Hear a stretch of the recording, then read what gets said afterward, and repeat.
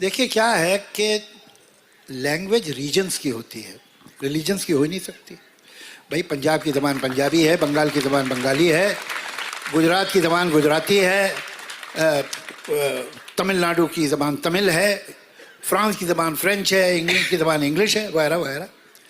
ये एक झूठ बोला गया कि लैंग्वेज जो है वो एक रिलीजन की होगी। ये किस रिलीजन की है? इसलिए कि जो टू नेशन थ्योरी जिसकी वजह से इस मुल्क के टुकड़े हुए वही झूठ थी, और ये उसका एक हिस्सा है। इन्होंने जो राइट विंग मुस्लिम था और जो राइट विंग हिंदू था, इन्होंने हिस्ट्री के दो वर्जन बनाए।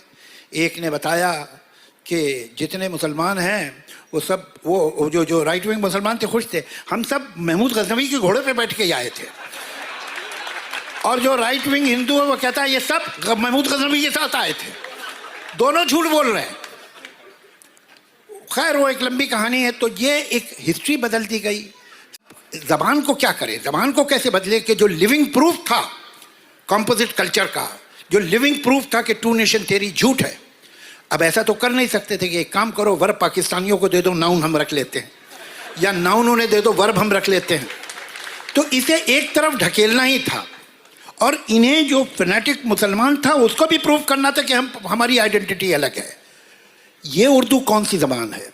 1798 में पहली दफ़ा इसी शहर दिल्ली में एक स्कॉलर थे शाह अब्दुल कादिर, जिन्होंने कुरान का तर्जुमा उर्दू में किया। एज लेट एज 1798, मतलब एक 250 साल पहले, विच इज नथिंग। कुरान का ट्रांसलेशन सिंधी में उससे 700 साल पहले हो चुका था।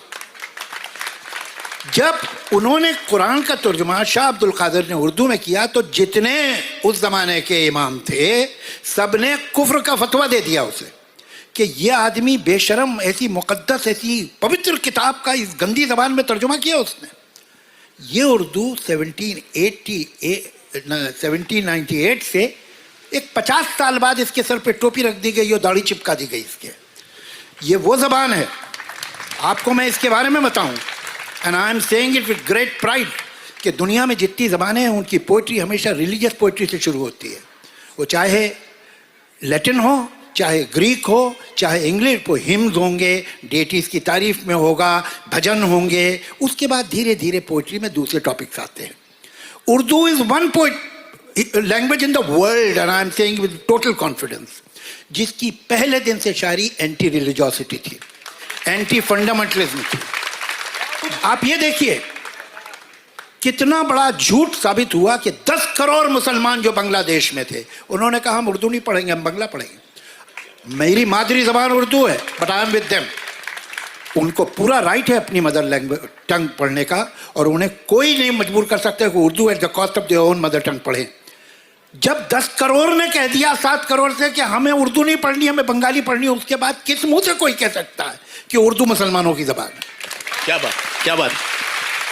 मुझे यहाँ ज़्यादातर लोग जो बैठे हैं उनमें से अक्सर पंजाबी होंगे, ज़्यादातर लोग हैं। मुझे आप लोग से एक शिकायत है, उर्दू आपकी ज़बान थी। जितना अच्छा लिटरेचर पिछले 100 साल में प्रोड्यूस हुआ है उर्दू में, उसका मेजर हिस्सा पंजाब से आया है। पंजाब ने बड़े राइटर पैदा किए हैं। आपने मान कैसे लिया कि ज़बान आपकी नहीं है? वो तो कश्मीर पे भी दावा करते हैं और उर्दू पे भी दावा करते हैं, दोनों दावे गलत हैं।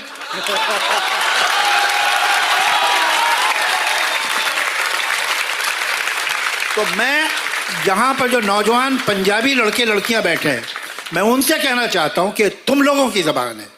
तुमने कृष्ण चंद्र पैदा किया है, तुमने फैज पैदा किया है, तुमने इकबाल पैदा किया है, तुमने राम सिंह बेदी पैदा किया है। ये तुम्हारी ज़बान है, तुम इसे छोड़ कैसे रहे? ये जो फिल्में हैं मेरे महबूब और इस तरह की फिल्में, चौधरी का चांद, ये वो, एक्चुअली ये मुस्लिम सोशल कहलाती थी। कि क्यों, मतलब सोशल क्यों कहलाती थी मुझे पता नहीं।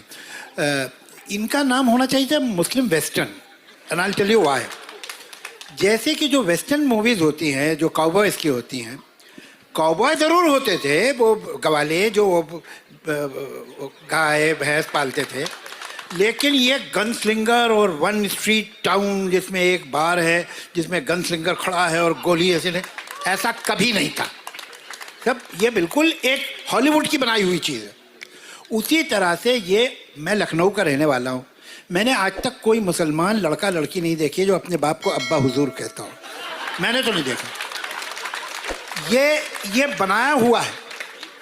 अच्छा हाँ, और ये एक मुझे मिल गया बहाना तेरी दीद का, ऐसी खुशी लेके आया ईद का, और नाच रही है लड़की, इसका बाप इसकी टांगे तोड़ देता।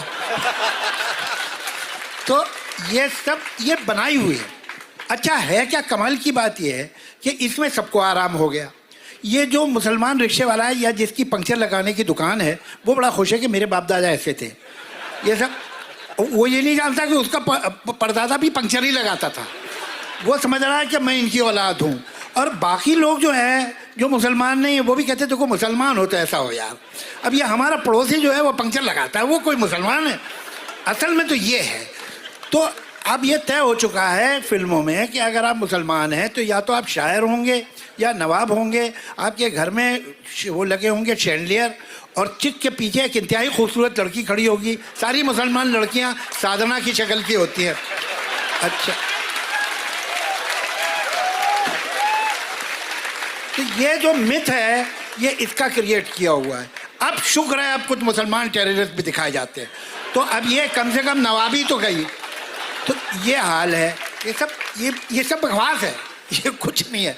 बिल्कुल सही कह रहे हैं ये कि गर्म हवा के जो डायलॉग, गर्म हवा जब मैंने देखी तो मुझे लगा कि मैंने इसकी हर लाइन कहीं सुनी हुई है। ये इतनी सच्ची थी। ये है, आम लोग हैं, और ये सब कौन नवाबों की औलादे और बादशाहों की औलादे तो है नहीं। हिंदुस्तान में कोई मेरे ख्याल से 14-15% मुसलमान हैं, और हिंदुस्तान के 50% से ऊपर आर्टिसन जो हैं वो मुसलमान हैं। तो भैया नमाज पढ़ने से शीशा का काम तो आ नहीं जाता है, रोज़ा रखने से कपड़ा बुनना नहीं आ जाता है। तो ये कौन लोग हैं, इतने आर्टिसन क्यों हैं मुसलमान? उसकी वजह यह है कि आर्टिसन एन ब्लॉक मुसलमान हो गए थे। तो ये उल्टा हो रहा है। और अब क्योंकि वो बैकवर्ड क्लासेस के थे, जो सो कॉल्ड बैकवर्ड और सो कॉल्ड छोटी ज़ातों के थे, तो उन्होंने सबने अपना अपना शजरा लिख लिया, अपना उन्होंने फैमिली ट्री बना लिया कि सब के सब जो है फरगाना से और समरकंद से आए। अब कमाल ये है कि इनके ऊपर जो इल्ज़ाम लगाया जाता है कि बाहर से आए हैं, ये इन्वेडर की औलाद है, ये झूठ बोलते हैं। हाँ जी, हम तो इन्वेडर की औलाद है, इसलिए कि उनको अपनी ज़ात छुपानी है। तो ये सब बड़े कंफ्यूज टॉपिक हैं। और जो फिल्मों में, ख़ासतौर से कमर्शियल फिल्मों में जो इमेजेस बनाई गई हैं वो रियल नहीं है। हकीकत ये है कि उर्दू तो डेवलप बहुत बरसों के बाद हुई। उसके ज़माने में, अकबर के ज़माने में उर्दू इस फॉर्म में थी ही नहीं। मुग़ल दरबार में उर्दू तो तब गई जब मुग़ल दरबार तबाह हो चुका था। इनको मुग़लों का उर्दू से कोई वास्ता ही नहीं था। एक बात ये तो जानती हैं आप।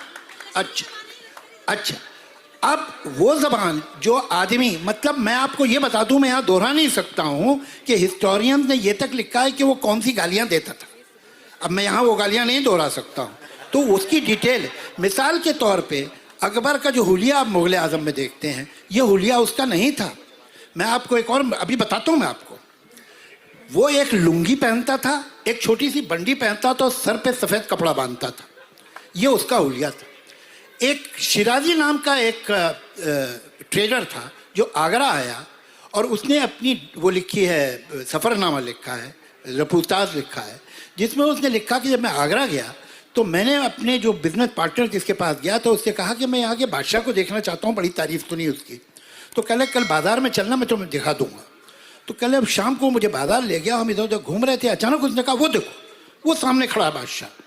तो मैंने देखा तो एक 30-32 साल का आदमी एक अपनी ही उम्र के आदमी के कंधे पे हाथ रखा हुआ दुकानदारों से बात कर रहा था। कल ये है बादशाह।